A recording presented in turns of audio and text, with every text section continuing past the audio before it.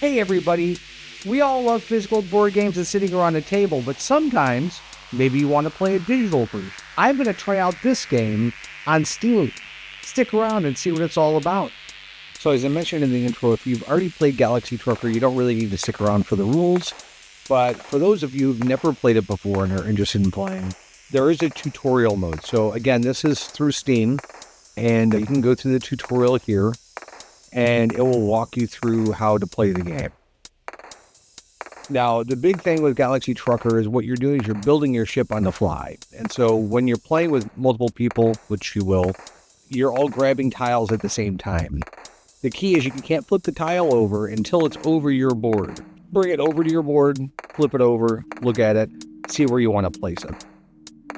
So now, the tutorial will go through a lot of this stuff for you, but one of the things you need to realize is that there are connectors, right? So this centerpiece is going to be with you the entire time. Every ship has it.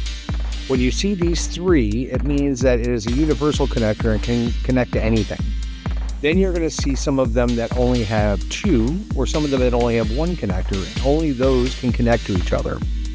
The other thing is, if you have a piece that doesn't have a side to it, like it's closed off, you can't use that in the middle of a ship. It has to go toward the end, or it has to go up against another piece that has like a side, and I'll show you that too.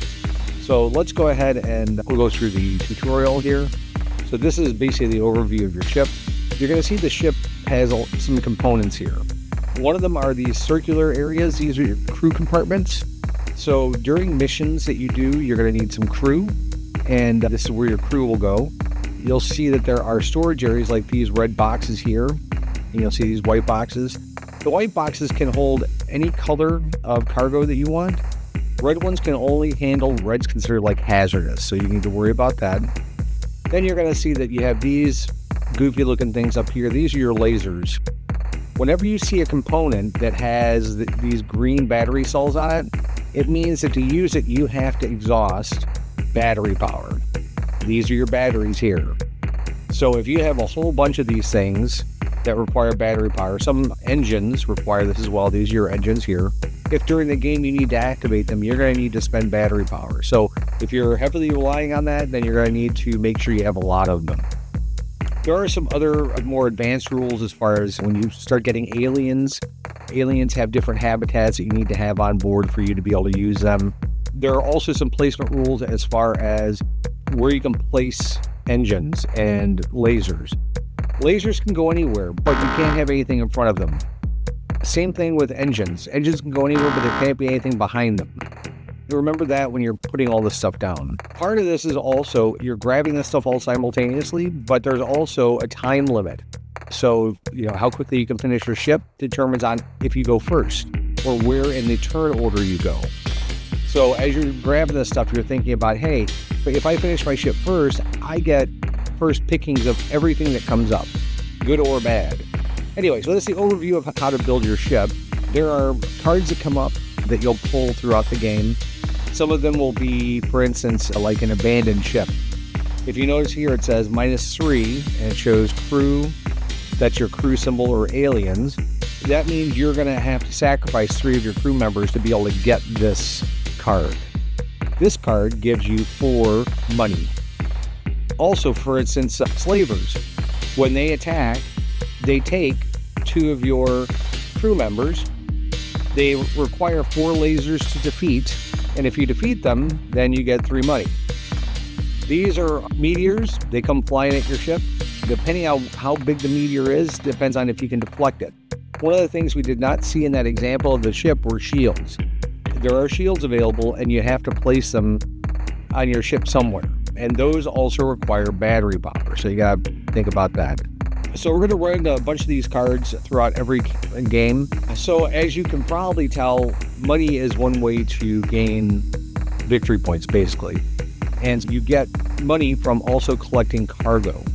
Okay, so I'm going to grab a card. This is a laser. If you notice, it's a 2, has a connector for 2. I can't really place it on anything as of yet. I guess I can put it there. And then I can click it to spin it around. If I do that, then I can't put anything in front of it. and I can't have anything that attaches to the side of it. I can have something that attaches here and attaches up there, but I can't have anything that directly attaches here. And whatever I put here has to have a side like this, like a blank side. So I'm going to move it, or can I? Yeah, there we go. I'll move it there. If I move it over here, you notice it's backwards. If you don't want the piece, all you have to do is drag it back out into the pile. So this tells you how to attach or return things to your ship. Once you've gone through and picked up another tile after you've placed something, the component is permanently placed. You can't move it at that point. I'm going to go through and grab another piece. So I place it up here. So I have to put it up there. Okay. So yeah, I guess they want me to place it up here.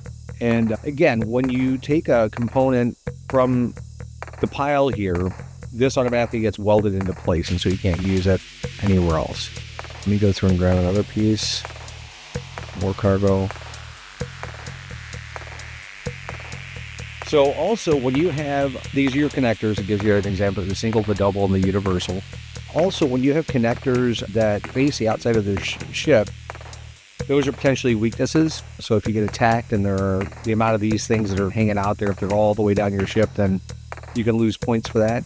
Also, there's something for aesthetics. So you get bonuses based off of how few of these you have exposed, meaning your ship looks pretty, basically. So I'm going to go ahead and leave that as it is.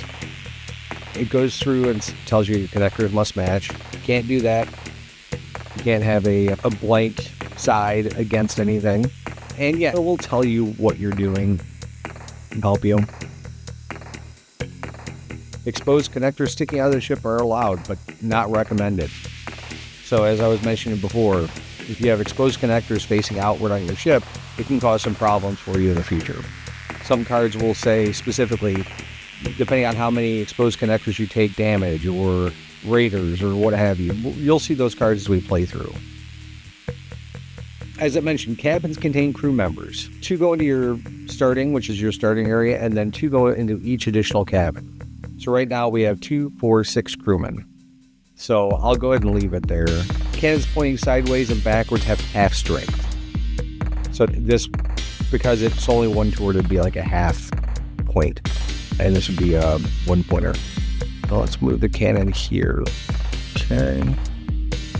So now it tells you can't put anything in the square in front of it. So we're going to go ahead and move it here. Okay. Put the engine on the ship. Where do you want to put it? Here? There? Oh, I guess this is... So engine restrictions again. Engines must point backwards and the square behind the engine must be empty. So I guess that makes sense. Okay. All right, so let me reveal another. Yeah, so he's saying this is a bad spot for the engine. And so that's the reason the engine would go back here. But if you notice, now we've cut ourselves off here. We can't attach anything on this side, and we can't have any attachments on this side. So we'll see how that goes. This is cargo. So we're going to put some cargo. Now, cargo, as you pick it up, is worth various amounts of points, and it'll show you what the most valuable stuff is. Red components tend to be the best. If you complete your mission and you have red components, it really does help. But they're considered hazardous, and they can only go into red containers. Basically saying you have to compete with everybody for all the base tiles. And so this is an example of someone picking up tiles and building their ship. So this is a double cannon, which means I'm going to need batteries. So as is mentioned. So this tutorial is actually pretty thorough. I don't know where to place it. Let's place it there. That might be a good spot. If you notice, it's empty side to empty side, so that can go there. I will get this engine and I'll place it here. Now we're just going to go through and build, I believe. That actually works because we have blank sides here. I'll have to. The other thing that you're going to notice is when you're going through and building this stuff out, when your ship takes damage and it hits a certain compartment, any compartment attached to that will go with it. So depending on how things are laid out, if a component can't exist without whatever's being blown off the ship, then it drops off too. So it's not super fun. Let's see. I don't know if I need any more crew, honestly. Give me some red containers. And see if that stays closed off, so I don't have everything exposed. Now, that's not a hard and fast rule. You can do whatever you really want, but again, there are certain cards that will definitely hurt you. Should I'm willing to take the number and drag it. Okay, so I gotta still build. And I place that there. I don't need help. I want some more lasers. Like that. Actually, I guess I could put that laser. No, can't put it there.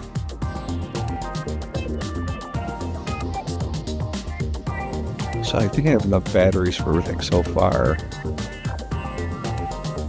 Want some new engines? No. Need to place something over here. There. Can't do that because there's a blank side there. Screwed on this. Not going to be perfect, obviously, but you know. There we go. So, in the interest of time, I'm just going to speed through this and build something pretty quickly here. Yeah, those are fine. Let's have those two engines. Maybe I'll give another. Here we go. Okay, so now it says take that one and drag it here. Once somebody takes a number up here, countdown goes into play for everybody else. Now, I'm just playing against a computer, but this is a multiplayer game, so you could potentially play with your friends or strangers on the internet and have a good time. All right. So you're going to get various cards, obviously, that we're going to draw from up here, and there are 8 cards per game. Since I started building first, my ship is up front here, and so that helps me when it comes to decision time. So let's say there's a planet to explore or a freighter to take or whatever, I get a chance to bid on that first. Okay. So there's a status bar up here. Understood. I'm going to draw my first card. Wait, click on my ship to zoom in. There we go. Okay. So it's just me and the instructor going against each other. So I can see their ship. He can see mine. And, all right. So, first card. Okay, so we're going to explore a planet. Now, planets require, there's an area down here. Some cards require time. This requires 2. So that would push me back 2 spaces on the track. Okay, so we're going to pick up some cargo on planet. Now, this is where the benefit of being first comes into play. If you notice, there are only a certain amount of resources. I'm going to choose a red resource because I have red storage. I have to go here. This is what cargo sells for once you get it back. Red is the most expensive or the best, and blue is the lowest value. So I'm going to go through and get a red. And up here is a check mark. You click that, and I have that cargo. And you see my ship's now going to that planet. I'm going to slide back to you, so I'm going to end up behind him, unless he chooses to go and do anything. He may or may not.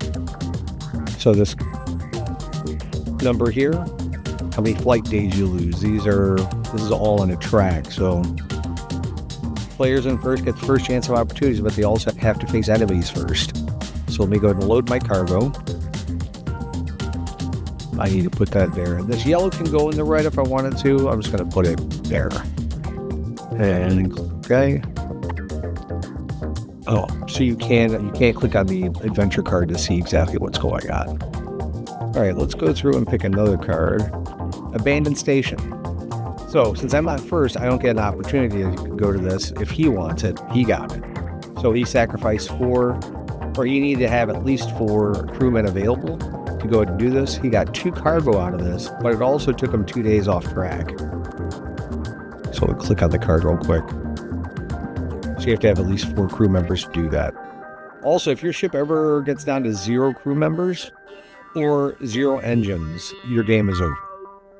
So that's unfortunate, but okay, meteor swarm. You can destroy the larger ones if you have lasers in front, or if you have lasers facing the direction that the meteor is coming from. Otherwise, the small ones, you need to have shields. I don't have any shields. We didn't even see these symbols. So we'll have to see what happens here. When we roll, and this happens to the board game as well, it's a grid pattern. So it rolled a 5 and a 2, a 7. So 7, the meteor's coming this direction. Now, I have a cannon here. I can choose to go ahead and activate my cannon and destroy it. The exact same thing happens to both of us. Now this one is coming from the side and it's going to hit 6. So if you take a look at the grid, so the reason they bounce off is because we have a closed side there. If we didn't, it wouldn't bounce off, it'd actually destroy it.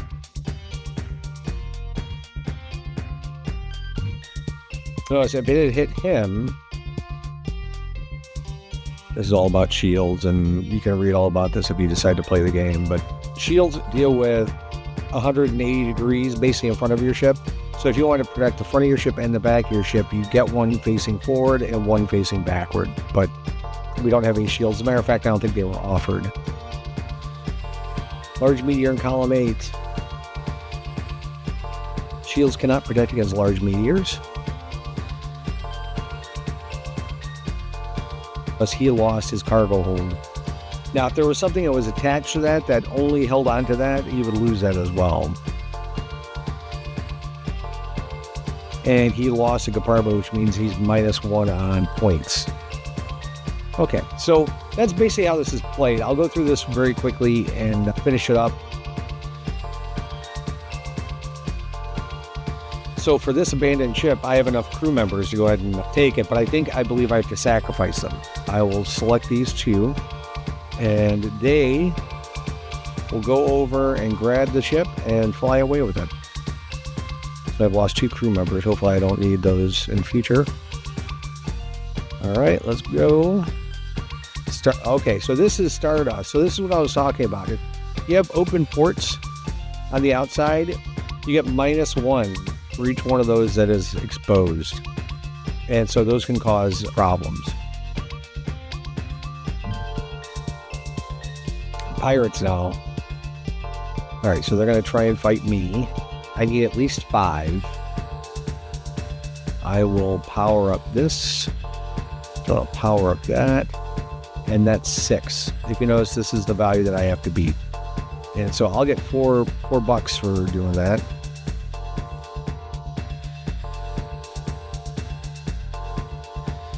And I get $4 cents, whatever that is, currency. Okay, so plans to investigate against. And since I'm in front, I get to choose if I want to do it or not. So I'm going to go here. And I only have space for 1 red cargo, but I'm going to do that so that way my opponent can't get that cargo. Even though I want to waste 1. And since this can't go anywhere, I just have to discard the other one. All right, we're down to our last card. Open space. So this is where, when you have open space cards, this is where you can power up your engines to go faster. And put distance in between you and whoever else you're playing against. And that gives you more points. It would have. I guess it did. And we'll finish the flight.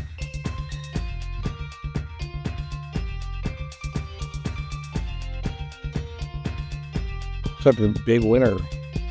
That cargo there was worth a lot. I didn't lose any compartments. Pretty good. Okay. And that's how you begin to play.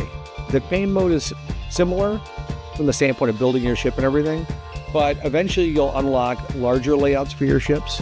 You'll unlock aliens, which will give you special benefits to your lasers and to your engines. There's a lot more to explore, but I just want to go through the tutorial aspect of it and take a look and see if it's something maybe you want to play. It's very much like the board game, almost identical. This does have an expansion included with it, which I haven't tried yet, But yeah, if you enjoy this, check out Galaxy Trucker. I think it was like $19 or something like that. And it's a lot of fun. If you get your friends to play, then you can have a rousing good time. Yeah, check it out. Thanks for watching.